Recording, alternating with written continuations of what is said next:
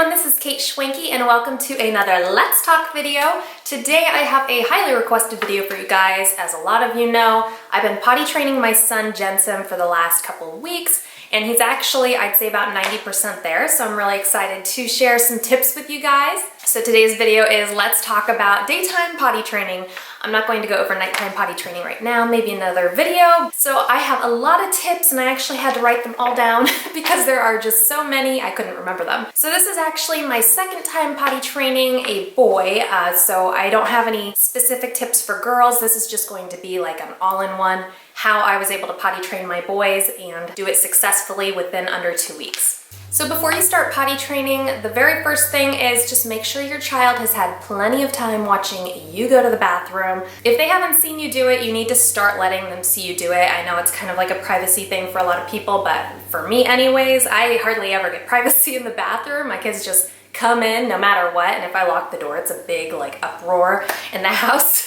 So my kids have seen me go plenty, especially my littlest because he follows me everywhere. So just make sure your child sees you go enough to where they kind of know like that's how you're supposed to go. My littlest also watched my 5-year-old go quite often, so he has been watching his brother and just kind of knows how to go based on watching him, which is important because especially with a second child, it's a lot easier than training your first child because they have an older sibling to watch. You'll also want to wait until your child starts showing interest in going to the bathroom.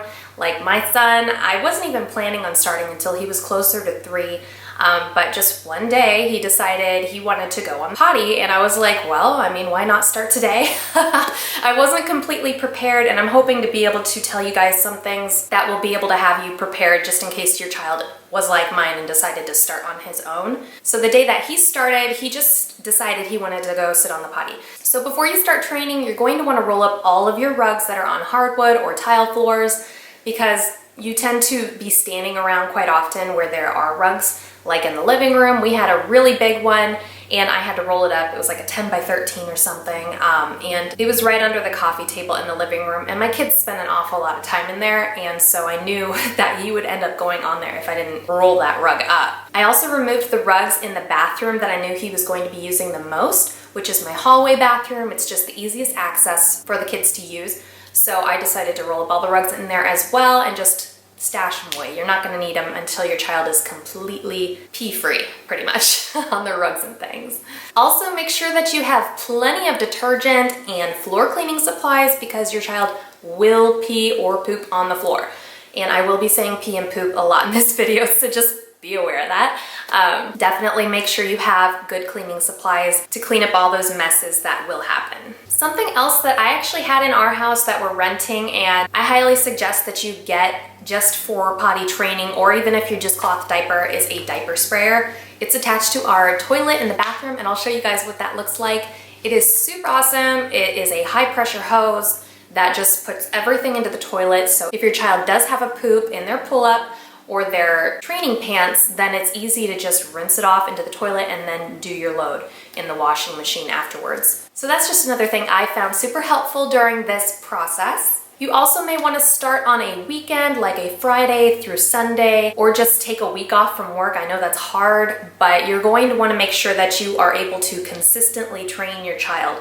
Make sure that you have at least 3 or 4 days in a row where you are at home with them, and that you are just very consistent with taking them to the bathroom and making sure that they have plenty of opportunities to use the bathroom. Also, before you start training, you're going to want to make sure that you have a really good potty seat, something that they feel comfortable sitting on. At first, we were using this one here. I'll show you guys.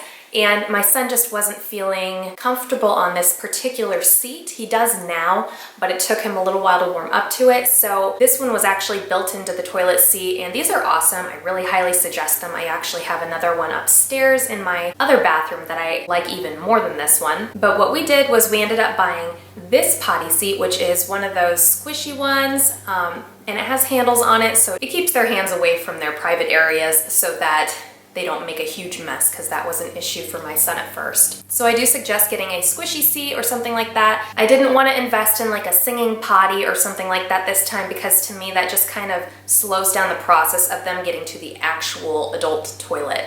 And now that my son has gotten used to the squishy one that's actually on the toilet, things have gone really smoothly and he has absolutely no trouble.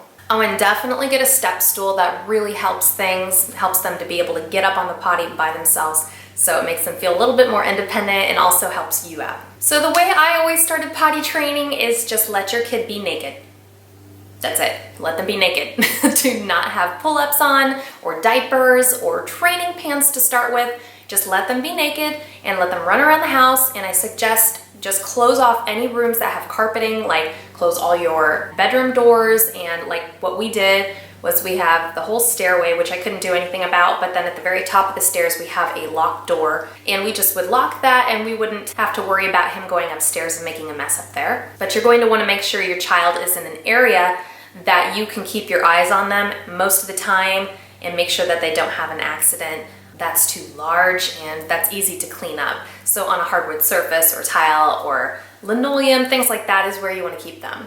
If your child does have an accident on the floor, don't discipline them. Just what I would do is that I would see my son starting to have an accident or he would start crying because he knew he was going, pick that kid up, run them to the bathroom and sit them on the toilet and let them finish it there, because there's more than likely they're going to still be going. And that way they know that they are supposed to go on the potty to use the bathroom. So they're able to finish in the toilet and it kind of makes more sense to them, if that makes sense for you guys. But that's what I always did. And then within a couple of days, my son stopped peeing on the floor completely with using this method. Make sure you keep your eyes on them as much as possible. I know it's hard, but when you're potty training, it's kind of necessary. So just keep that in mind. Another big thing is to repeat, repeat, repeat. When your child is having an accident on the floor and then you've moved them to the bathroom, just make sure you are saying, do we go to the bathroom on the floor? And if your child is speaking, they'll usually say no. And you say, right, we don't do that. We go on the potty, right? Because that's what Big Brother does and Mommy and Daddy. So, sorry, I'm talking to you like I do with my children. But that's how I spoke to my son, and I would just repeat that constantly. If he did have an accident and his training pants are on the floor, I just would repeat that. Do we go on the floor? No, we don't. We go on the potty. So hopefully that helps you guys out. Another super, super important tip for me is to always give your child positive encouragement. If they do go pee-pee on the potty, or number two especially, like get super excited for them. I'm always like, yay, you did it, woo! And then we do high fives and it's really fun. But that especially, positive encouragement is extremely important. And if they do have an accident, like I said, don't discipline them. They need positive encouragement to let them know that that is the right place to go to the bathroom. And so when they actually do it, you need to be really overly excited about that. And you probably will be anyways, and you won't have to fake it. But it is really important to be really excited for them and to show them that you're excited too. And one of the biggest tips, and probably the most important tip in this whole video, is to give your child the promise of reward. And I like to call it bribery. So when you're trying to get your child to go to the bathroom on the potty, say, if you can go pee in the potty like a big boy or a big girl, I will give you an M&M.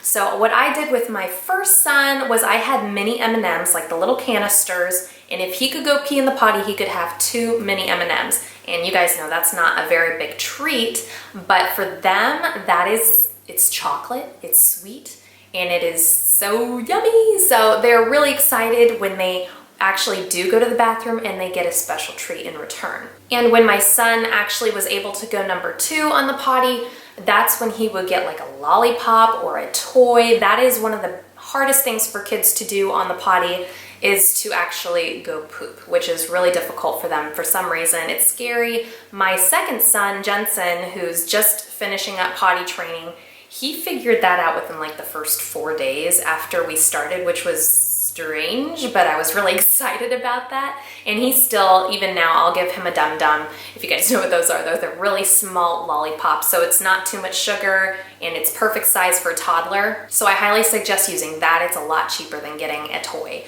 but it has the same impact. So definitely for going pee in the potty, very small treats, like I was doing Reese's Pieces for Jensen, and I did the mini M&Ms for Caleb. And then do Dum Dums or a small toy like a Hot Wheels car or something like that for the bigger number twos. And here's just a side tip. If you're trying to potty train for number two and you're having issues because your child is just getting too scared or it's just too hard and big, you might want to try fiber gummies. That is like one of the better tips I can give you today is to try fiber gummies. And those just help things get really soft and just come out easily, and then it just doesn't make it as scary. Once a child is able to go successfully number two on the potty, even once, that just sets the whole thing in motion and they are able to go more often.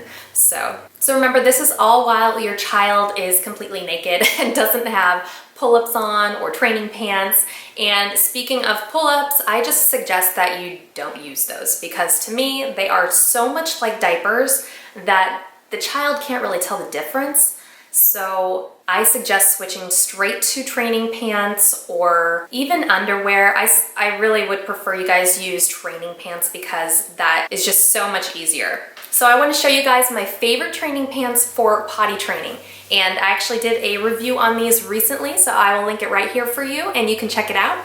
But these are the Kanga Little Learnerz. They're amazing. This is my son's absolute favorite pair here. And this is in the Dragon's Fly print, made by Kanga. They're super cute. One of my favorite things about these is that they have snap closures on the side. And that came in super handy when my child had an accident in number two in these. That is a big deal, having the snap closures on the sides. It makes it so much easier to clean. Like, I can't even tell you how much easier this made potty training. And they're cute and they're super soft and they're different enough from regular diapers that my son thought these were real underwear, and it was just a bigger treat for him to be able to wear underwear versus a diaper, and it was just, like I said, an added treat instead of having just M&Ms or whatever. It was like you graduated from being naked to wearing these. So I highly suggest these. Make sure to go check out my review for them. I go over all the information, but I highly suggest those, and I will link those in the description below too. I'm finally coming down to the end of my tips. I hope this has been helpful for you guys. But when you do eventually start going out without diapers, I mean like out to Target or the store real quick, you're not going to want to do any really long trips because it'll still be in the very beginning stages of potty training. I suggest do not bring diapers, just bring training pants and then switch them out. And the reason why I suggest just using training pants and no pull-ups or anything like that is that when your child goes to the bathroom, they can feel it versus it being super absorbent like a diaper would be. They can feel that they're going to the bathroom. So it's important that they can tell that they're going. So anyways, when you go out to like Target or something, you're going to want to make sure you have a little porta potty with you. A lot of people use the Potet Plus, and I actually use this. This is called the Mommy's Helper. It is a collapsible, cushy toilet cover for toddlers, and it's amazing. I love it. See how compact it is. It fits great in my diaper bags. It's really easy to open. Hopefully you guys can see that. And this is what the outside looks like. I've never had any issues with these. They're great. I'll leave a link for my Amazon shop for this in the description below if you're interested in ordering one. I'd appreciate that. But they're really, really great. And for trips out, it just makes it feel a little bit more comfortable for your child, and they don't have to sit on a gigantic bowl feeling like they're going to fall in. So I highly suggest taking something like this with you if you're potty training, and even after you're done potty training. It's just really easy to help make things feel a little bit more comfortable for your kid. So definitely bring one of those. I also want to show you guys what I pack for my kid for potty training when we're out. So I have here a Jujubee organized large piece in the Kaiju City print, and I use this as my potty training bag. So wipes and training pants and things like that are in here, and I'll go through it with you guys real quick. So on top here I have a wipe pouch. This is wipes, and it's just in case your child has a poop while they're out. It's a lot easier to use wipes than it is to use toilet paper. Just saying. So these are awesome. I also have a changing pad in case there is a big poopy mess and it's too difficult to clean in the bathroom. You can use this on the changing table. Just makes things a little easier. I also have 2 pull-ups because you never know if your child is going to have more than one accident. So make sure you have these around. These are also the Little Learnerz. They're so cute. I absolutely love these. So Got 2 of those, and then I also have a Kanga Care wet bag. These are perfect for potty training because if your child does have an accident, you just throw the little Learnerz inside here, and then it keeps all the yucky stuff away from the rest of your bag. So I really, really love this. It's been perfect for us while we've been out. And I've been lucky enough to where my son has not had any accidents while we've been out yet. He potty trained really fast. And I really think that a lot of that is because of him watching his older brother. So having a sibling to watch definitely helps. If you are potty training your first child, just follow the steps I said, especially the bribery step. That is a huge step. Make sure you have plenty of candy or toys or just treats. I hope this was a helpful video and gave you some good tips on how to get started on potty training and be successful. If you have any questions for me, please leave them in the comments below and I will get back to you as soon as I can. If you have any tips of your own, please leave them in the comments as well. I'm sure that they would be able to help a lot of people. And for all the jujube stuff that I mentioned in this video, I will leave my affiliate link in the description below for you, and I'd love if you guys would shop through there. Thanks for watching!